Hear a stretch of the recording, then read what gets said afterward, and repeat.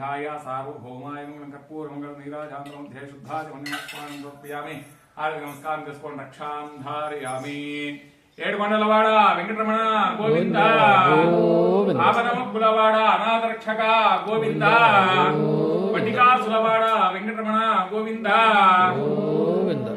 పూలు అక్షం చేతిలో తీసుకోండి. ఇంకా ఎవరైనా తీసుకోకుండా ఉంటే పూలు అక్షం చేతిలో తీసుకోండి. 5వ కథ చెప్తాను, శ్రద్ధగా వినండి.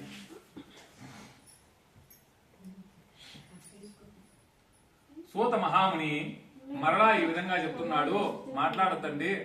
5వ కథ శ్రద్ధగా వినండి. సూత మహాముని మరలా ఈ విధంగా చెప్తున్నాడు, ఓ మునీంద్రులారా, మరి ఒక కథ చెప్పదని శ్రద్ధగా వినండి అయ్యా. పూర్వము తుంగధ్వజుడు అనే ఒక మహారాజు ఉండేవాడు. అతడు ప్రజలను కన్న తండ్రి వలె చూస్తూ రాజ్యపాలన చేస్తూ ఉండేవాడు. ఆ తుంగధ్వజుడు ఒకనాడు అరణ్యానికి పోయి అనేక జంతువులను చంపి తిరిగి ఇంటికి వచ్చు మార్గంలో ఒక మారేడు చెట్టు కింద గొల్లలు బంధువులతో కూడుకున్న వారై, గొల్లలు అంటే ఆవులు మేపుకునేవాడు, గొల్లలు బంధువులతో కూడుకున్న వారై వ్రతమును చేయుచున్నట్టు చూచియు తాను మహారాజు అనే గర్వము చే అక్కడ ఉండేటువంటి స్వామికి నమస్కారం కూడా చేయకుండా వెళ్ళిపోయాను.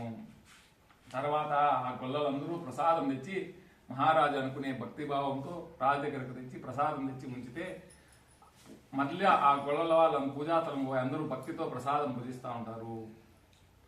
తాను మహారాజు అనే గర్వంతో ఆ ప్రసాదం కూడా తినకుండా తమ నగరానికి వెళ్ళిపోతాడు. అందుచేత సత్యనారాయణ స్వామికి ఆ రాజుపై ఆగ్రహం కలుగుతుంది. అందుచేత ఆ రాజుకు ఉండేటువంటి 100 మంది కుమారులు మూర్చిల్లి కింద పడిపోతారు. మహారాజుకు ఉండేటువంటి సకల సంపదలు హారతిలో వేసింది కర్పూరం మాదిరిగా హరించుకుపోతాయి. క్రమంగా మహారాజు అంతటి వారికి దరిద్రం సంప్రాప్తమైతే అనేక కష్టములు వస్తాయి. అప్పుడు ఇదంతయో చూచి రాజు తనలో తాను ఈ విధంగా అనుకుంటాడు, అంటే అన్ని బాధలు పడిపోయిన తర్వాతనే మనం, అంటే గర్వంతో కూడిండే పనులన్నీ చేసి చేసి చేసి మనుషులు కూడా లాస్ట్లో బాధలు వచ్చే అప్పుడు ఆలోచన చేసేది ఏమి, జ్ఞానోదయం అవుతుంది. ఎప్పుడు అన్ని బాధలు వచ్చేసిన తర్వాత నెత్తి మీద పడిపోయిన తర్వాత జ్ఞానోదయం అవుతుంది.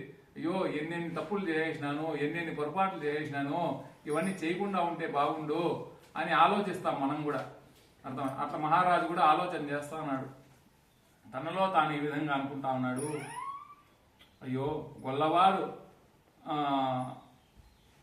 గొల్లవారు ఇచ్చినారని నీచంగా భావించి స్వామి ప్రసాదం తినకుండా తిరస్కరించి తిని, అందుచేతనేమో ఆ సత్యదేవునికి నాపై ఆగ్రహం కలగటం వల్ల నాకు ఈ స్థితి కలిగినది అని ఆలోచించుకొని వెంటనే అదే గొల్లవారి దగ్గరికి పోయి అదే మారేడు చెట్టు కింద కూర్చొని గొల్లవారితో భక్తి శ్రద్ధలతో నియమనిష్టతో యొక్క సత్యనారాయణ స్వామి వ్రతాన్ని ఆచరించి ప్రసాదం కూడా తీసుకుంటాడు. ఎప్పుడైతే మహారాజు భక్తి శ్రద్ధలతో యొక్క వ్రతాన్ని చేస్తారో ఆ సత్యనారాయణ స్వామి సంతోషపడిపోతాడు. తరువాత రాజు యొక్క 100 మంది కుమారులు మూర్ఛిల్లి పైకి లేస్తారు, మూర్ఛ నుండి పైకి లేస్తారు. ఆ మహారాజు పుత్రవంతుడై బ్రతికి ఉన్నంత కాలము సమస్త రాజ్యమును పరిపాలించి సుఖంగా ఆ యొక్క స్వర్గలోకానికి పోయిన వాడాయను. మహాప్రభావమైనటువంటి యొక్క వ్రతాన్ని భక్తి శ్రద్ధలతో ఎవరు ఆచరిస్తారో, ఎవరు ఈ కథలను భక్తితో వింటారో వారు దరిద్రులైతే ధనవంతులవుతారు. బంధింపబడి ఉన్న వారికి బంధ విముక్తి లభిస్తుంది, భయగ్రస్తులకు భయము కలుగుతుంది. సకల అభీష్టములను పొందిన వారై అంత్యమున స్వర్గలోక ప్రాప్తి పొందుతారు. కావున సత్యనారాయణ స్వామి వ్రతం ఆచరించినటువంటి మానవుడు సర్వ విధములకు దుఃఖముల నుండి విడవబడును. కనుక సత్యనారాయణ స్వామి వ్రత విధానమును, ఆ వ్రతం యొక్క మహత్యమును, అందువలన లభించు ఫలితమును వివరించి తిని, కలియుగమున సత్యనారాయణ స్వామి వ్రతము ప్రత్యక్ష ఫలప్రదమైనది. కలియుగమున సత్యనారాయణ స్వామిని కొందరు సత్యేశ్వరుడని, కొందరు సత్యనారాయణుడని, కొందరు సత్యదేవుడని పిలుచుకుంటారు. సనాతనుడైన హరి కలియుగములో అనేక అవతారములు రూపములు పొంది భక్తులను కాపాడుచు వారి కోరికలు తీర్చుచుండును. వ్రతమును చేయడానికి ఎవరికైనా శక్తి లేకుండా ఉంటే, ఎవరైనా ఈ వ్రతము చేయుచుండగా చూచినను, భక్తి శ్రద్ధలతో కథలన్నీ వినినను, ఆ సత్యదేవుని అనుగ్రహం వలన వారికి ఉండేటువంటి సమస్త కష్టములు తొలగిపోవును, సకల సంపదలు గలుగును.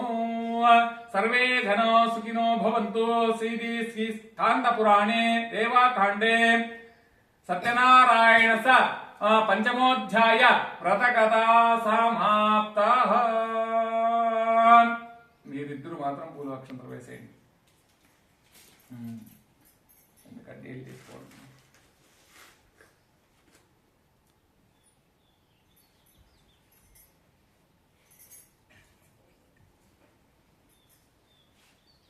పల్లిలో ఎట్లంటే అందరూ సాయంత్రం వస్తారు,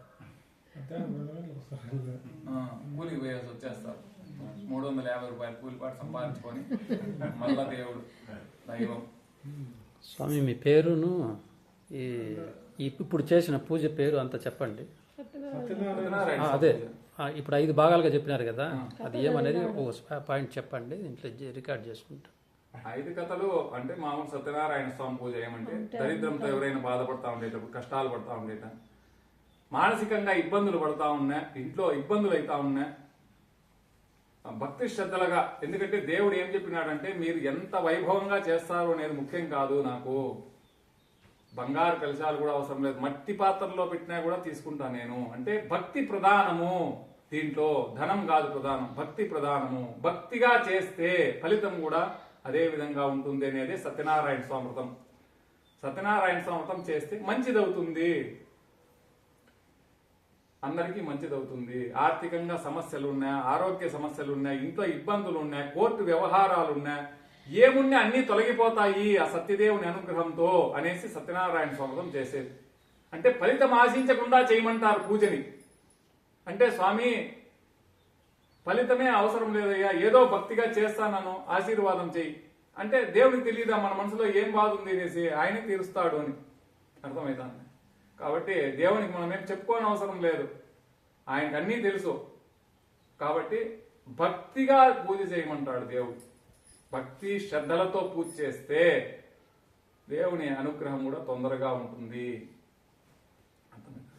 కాబట్టి భక్తిగా పూజ చేసినారు, ఆ దేవుని అనుగ్రహం కూడా అదే విధంగానే ఉంటుంది. ఓం ఓం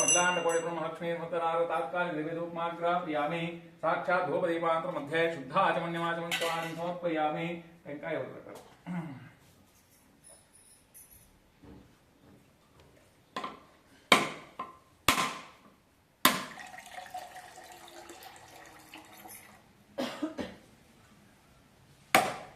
ప్రతి కథలోనూ వచ్చింది చూడండి, భక్తి శ్రద్ధ, భక్తి శ్రద్ధలు, భక్తి శ్రద్ధలు అనేసి. ఎందుకంటే భక్తి శ్రద్ధలతోనే చేయాల, ఎంత భక్తిగా చేస్తామో అంత ఫలితము అదే విధంగానే ఉంటుంది. ఓం భూర్భువః స్వః అంటే లేండి కొంచెము ఇది ప్రసాదము చక్కెర వేసినారమ్మా దీంట్లో.